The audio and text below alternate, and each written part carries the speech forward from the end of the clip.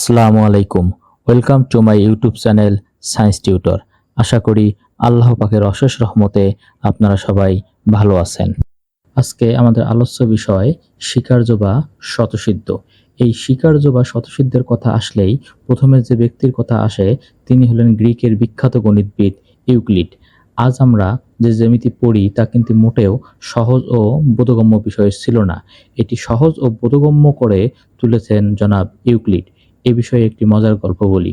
সম্রাট টলেমি ছিলেন গণিতবিদ ইউক্লিডের গুণমুগ্ধ ও অনুরাগী একজন ভক্ত। তিনি নিজেও মাঝে মধ্যে ইউক্লিডের কাছে কাঠখোট্টা জ্যামিতি শিখতে চেষ্টা করতেন, কিন্তু জ্যামিতির জটিল তথ্য তার মাথায় সহজে ঢুকত না।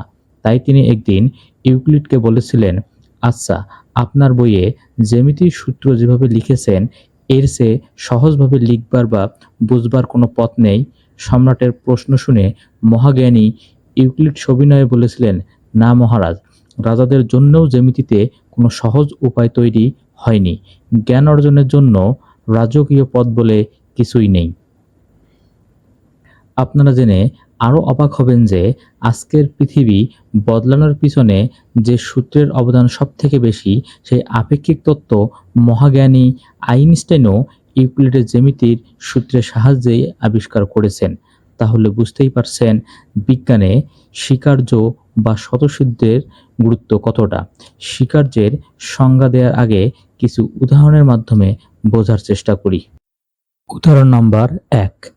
PQ একটি সরলরেখা এবং P এবং Q দুটি বিন্দু। এই দুইটি বিন্দু দিয়ে একটি মাত্র সরলরেখা আঁকা যায়। উদাহরণ নম্বর 2 লক্ষ্য করলে দেখা যায় PQ একটি সরলরেখা এবং PQ সরলরেখার উভয় দিকে যত ইচ্ছা বাড়ানো যায়। উদাহরণ নম্বর 3 লক্ষ্য করলে দেখা যায় ও বিন্দু বিশিষ্ট একটি বৃত্ত।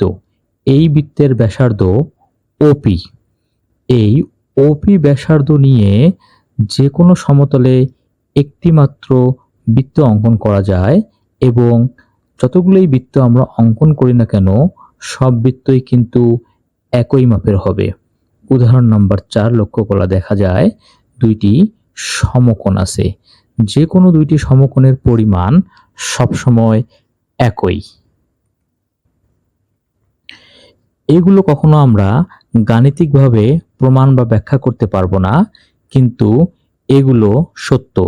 এগুলোকে সত্য ধরে নিয়েই গণিত বা বিজ্ঞানের অন্যান্য জিনিসগুলোকে প্রমাণ করতে হয়।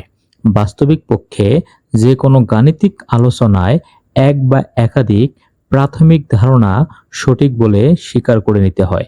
এগুলোকে ইউক্লিডের স্বীকার্য বা স্বতঃসিদ্ধ বলে।